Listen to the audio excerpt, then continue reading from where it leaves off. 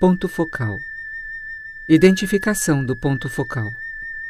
Existe inteira correspondência entre a dissolução das toxinas concentradas na cabeça e o despertar da sabedoria. Sendo a identificação do ponto focal um dos itens mais importantes quando se trata de fé ou qualquer outro assunto, torna-se indispensável para encontrá-lo que as ideias sejam lógicas. E para conseguir clareza de raciocínio, o único recurso consiste na eliminação das toxinas que estão solidificadas na cabeça. Daí a necessidade do surgimento de febre ou dores tão fortes que deem às vezes a impressão de a cabeça estar rachando. Tal estado, embora traga grande desconforto, é muito providencial, pois dores violentas indicam que as toxinas, localizadas bem no fundo de ambos os lados do nervo central, estão sendo dissolvidas. Eis o motivo pelo qual essa dor terrível transmite uma sensação extremamente desagradável. Não se manifesta, contudo, tão intensa nos casos em que a solidificação se concentra nas regiões mais superficiais. Por sua vez, os tratamentos com remédios empregados pela medicina, que desconhece a causa do problema, pioram a situação. Ao serem feitas aplicações de gelo, por exemplo, as toxinas solidificam-se ainda mais, impedindo assim a sua eliminação. Compreendendo então a perniciosidade dessas impurezas que ficam concentradas na cabeça, dá para afirmar que a meningite japonesa é uma purificação excelente, desde que não seja interrompida pela medicação.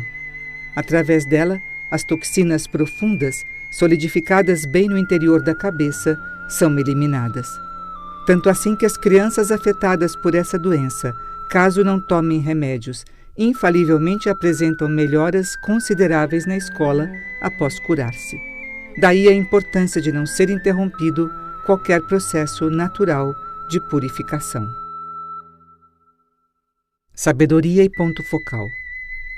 Em determinados casos, algumas doenças têm o seu ponto focal em lugares, para grande surpresa dos observadores, totalmente inesperados.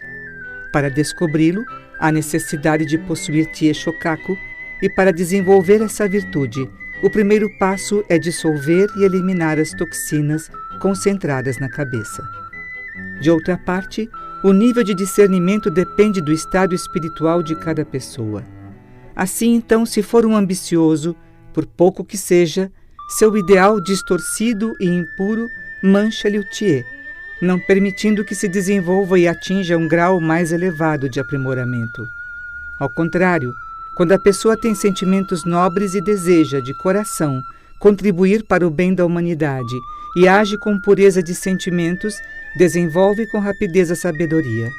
Já os maldosos, que nunca realizam algo de bom em benefício do outro, infalivelmente malogram. Para comprovar minhas afirmações, basta observar o exemplo do comunismo, do qual já falei tantas vezes. Tenho certeza de que um dia vai sucumbir, por se tratar de um movimento político-social repleto de impurezas. Não está enraizado na sua estrutura o desejo de fazer a maioria das pessoas felizes ou de contribuir de verdade para o progresso do mundo. Seus dirigentes não medem as consequências quando matam pessoas inocentes, visando apenas a benefícios próprios. Em determinadas circunstâncias, agem como se fossem grandes disciplinadores, mas de fato só querem impor as próprias ideias. Então, quando organizações dessa ordem chegam ao fim, é certo que prevaleceu a justiça. Não há, portanto, razão para temer os maus, porque nunca vão conseguir sucesso definitivo, embora temporariamente reinem soberanos. Maneira correta de observar. Quando se olham os acontecimentos e as atitudes a partir de um prisma de bom senso, ou seja, procurando saber qual lado está cometendo injustiças, manifesta-se a maneira correta de observar ações e comportamentos humanos. Tal modo de agir caracteriza as pessoas que são capazes de emitir opiniões verdadeiras relativas a fatos e ocorrências em geral, discernindo-os com base no ponto focal.